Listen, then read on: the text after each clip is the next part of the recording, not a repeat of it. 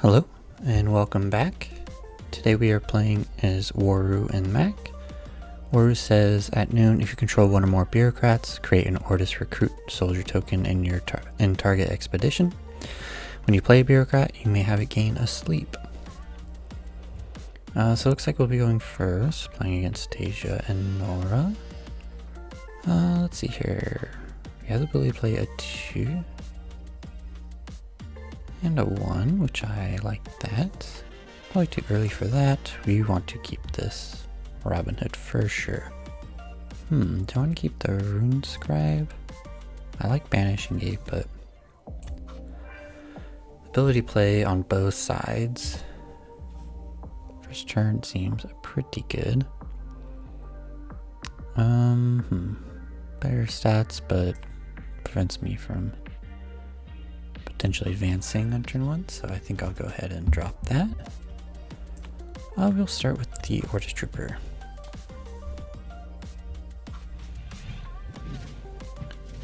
Okay, so they have a Spindle Harvester. So they have a 2-drop, they'll probably go to the other side, so it's probably best to just... If I go here, we'd be at 3/3. They would need to play their card over here in order to stop us, so it's potentially good. They advance and that we don't. If I go here, her 2-drops are Sneezer, Shroom, and Kitsune. It's probably better just to go over here in case if they don't have the Kitsune, then we stay even. Yeah, okay.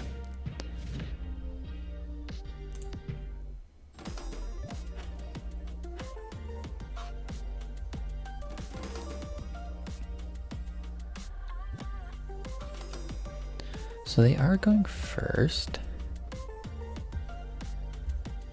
which isn't... I mean, we really want to go first with this Robin Hood, but I could do like a Kelon burst and an Ordis Trooper, and then next turn Robin Hood and Rune-Scribe. So actually no, that would be 6 resources, so we wouldn't be able to do that next turn. But we'd be going first, so it would be taxing them the most that way.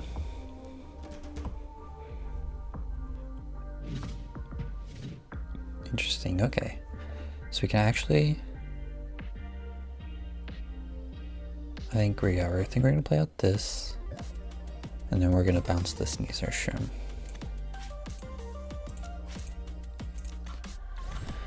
Well, this way we stay even. They wasted the effect of Poverty on that turn at least. It would be ideal if we drew into another 1 cost, so a Foundry Mechanic or an Ordis Trooper would be ideal. It gives us a little bit of play. We did not though. I don't think it matters since I'm not playing any of them. I think we're essentially just taking an off turn here. So we hope that they land on Mountain and Forest over there. That'd be ideal value for the next turn, I think. Okay, so they're gonna spend their whole turn doing that. Okay, so we actually don't fall behind because we both take setup turns. But we are going to be punishing them on their turn here, in which they're going first as well, so that's pretty nice. Monolith is pretty good. Okay, Ordis Carrier. I'm gonna go to 6 resources.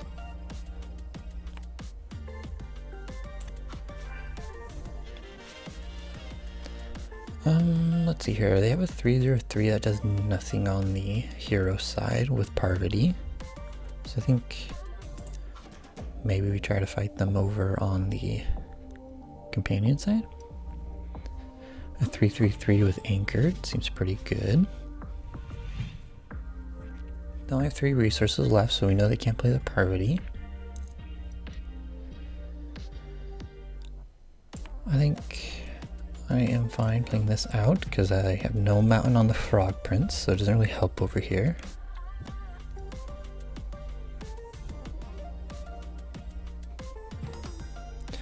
So they pass. They must have all 3 costs and higher in hand then. So I think we'll just go ahead and get a double advancement.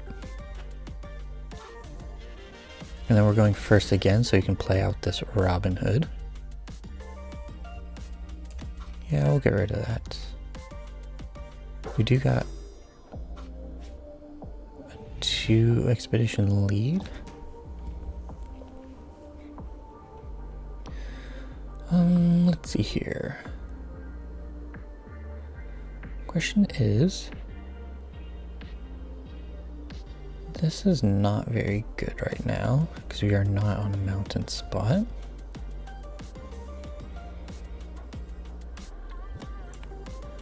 We'll be potentially going to mountain or mountain forest on this side, so let's go ahead and play the Robin Hood. Let's give them a sleep. And then maybe this Frog Prince will be enough to potentially move us on that side. Oh yes, it's a priority, of course. Oh, and the Bastion. Yep, forgot to account for that. We can actually, that's alright though, because if they double advance, we can actually set up for the following turn, essentially. I'll just give them all asleep. What was that? Meditation training?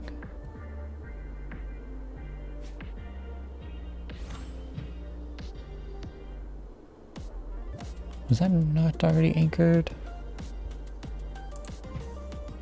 I thought it might have been anchored already.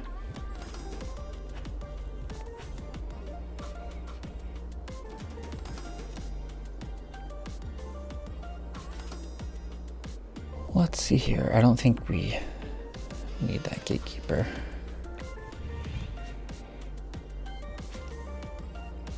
So if I go to Hero, there's a potential I sneak over for the water, although I don't think that's really going to be all that helpful. Okay, they're going to anchor the Shroom again. So that costs them 4 resources. It's probably best I play the Baba Yaga over there.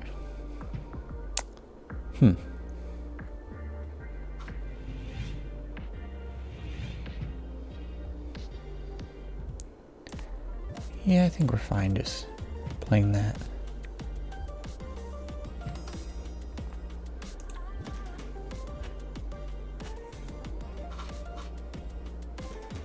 That Shroom really is sticking around, and they have the anchored for it. We have another Robin Hood though.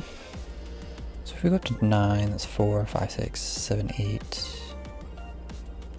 We don't really need a mana this turn. So I guess there's no point in manaing because we can't use that 9th resource.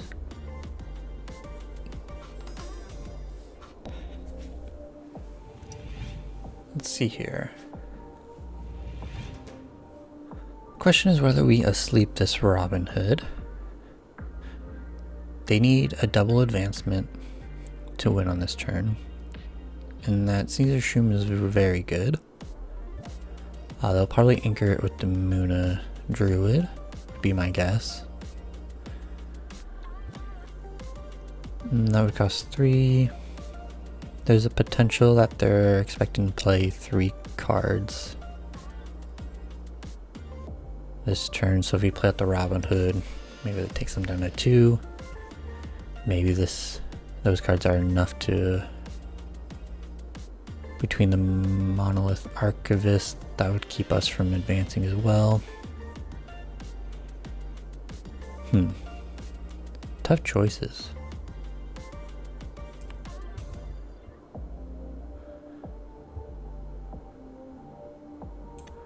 Well, we're going to do a little experiment. I'm going to go to sleep and we're going to see if this was a mistake or not.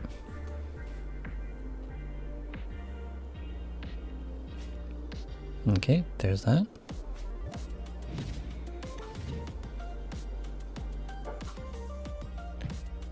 Interesting, okay. So he spent 4 on that. I think we start with the Baba Yaga.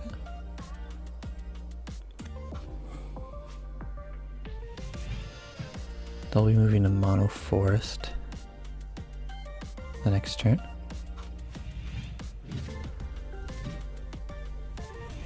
Okay, down to 3 resources. They could play that.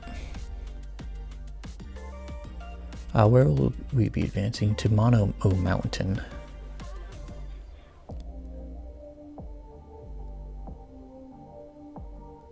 Yeah, if we go to the mountain on that side, we might as well play this over here.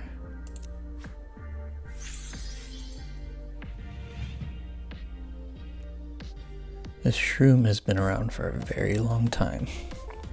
It's gonna be a 7/7/7 on the next turn. It's gonna be tough to contend with.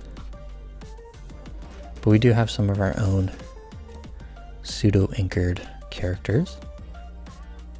We're also gonna get a 2/2/2 over here, and then we could get another 2/2/2 over there as well. Okay, there's the Kelon burst we wanna see. So 1, 2, 3, 4, 5, 6, 7, 8, 9. So it's kind of like I can mana. I could also not play all these cards this turn. Let's see here. The Monolith Archivist is Defender, so I don't know if we really want to be. Well, we do only need to advance on one side to win, so the stats there would be 2 for 4/4/4, which is pretty good. This would be 2 for essentially a 2/2/1 and a 2/2/2, which is a 4/4/3 overall. And then this is a 4/1/4, but we have no mountain, so I think that's much better to fight over there with. Go up to 9. I can still only play these 3 cards in hand.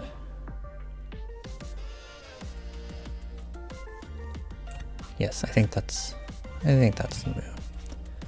In case this goes to next turn, we'll at least have some more mana to work with.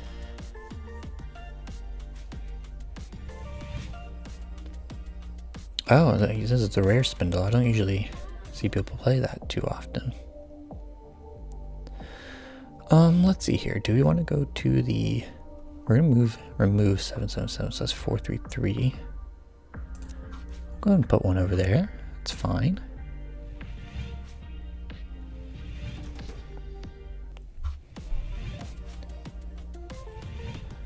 It's pretty good.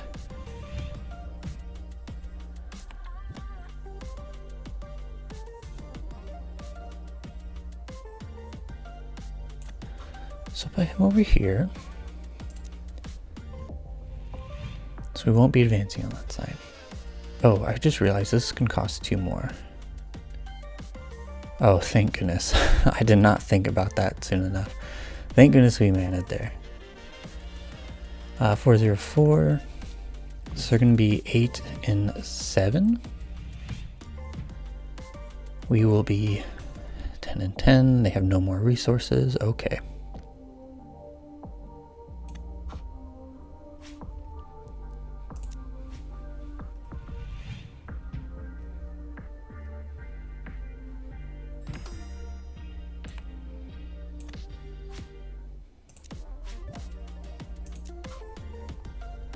And we did it.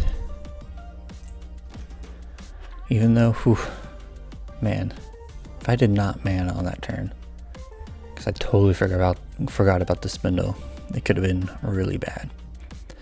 But yeah, that was a really tough game there. Very exciting. Sneaker Shroom really stuck around forever. Which can be really difficult to deal with. Luckily, we drew into the Kelon burst and had the mana to pay for the tough 2. So, that's Waru Mack. He plays surprisingly well. My initial thoughts on him was that he wouldn't be too good because of the lack of cards. There's only like 3 bureaucrats. But yeah, playing Robin Hood is really good. So, there you have it. We have one more hero to try out. Unfortunately, that hero really does have no cards that kind of support their ability. That is Lindway from Izmir. So it might be a minute before we try out that hero. Just kind of wait for some more cards to come out. But yeah, if you're enjoying the gameplay, stick around and there will be some more. Thank you.